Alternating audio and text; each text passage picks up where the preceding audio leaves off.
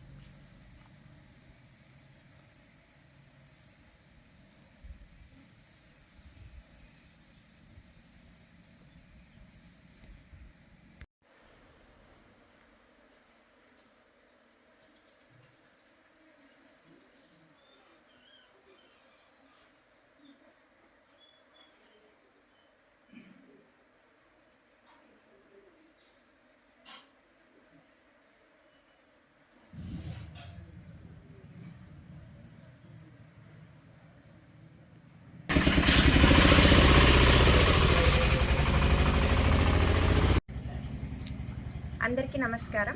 మీరు చూస్తున్నది మదన దుర్గమ్మ గుడి. ఈ గుడి తెలంగాణ స్టేట్, సిద్దిపేట డిస్టిక్, జగదేవ్పూర్ మండలాన్ విలేజ్ అండ్ గంధమల్ల దారిలో కలదు. ఇక్కడ అమ్మవారు మదన దుర్గమ్మవై నిల్చుంది. ఈ అమ్మవారు కోరిన కోరికలు తీర్చేటువంటి అమ్మవారు. కోరిన వారికి కోరిన విధంగా, తలిచిన వారికి తలిచిన విధంగా కొంగు బంగారమై ఈ అమ్మవారు ఇక్కడ నిలవై ఉంది. గత 35 సంవత్సరాలుగా ఈ అమ్మవారి ఆలయం ఈ ప్రాంతంలో గలదు. ఈ అమ్మవారు తన యొక్క పూజలు నిర్వహించుకోవడానికి, అనగా జాతర నిర్వహించుకోవడానికి అభయాన్ని ఇచ్చింది. ఇందులో భాగంగా మొన్నటి వరకు కాళికామాతకి మరియు ఎల్లమ్మ తల్లి వివాహ మహోత్సవాలు అనేటివి జరిపించడం జరిగింది. రేపు అనగా 13వ తారీఖు ఏప్రిల్ 13న ఈ మదనదుర్గమ్మ ఆలయంలో అమ్మవారి జాతర నిర్వహించడం జరుగుతుంది.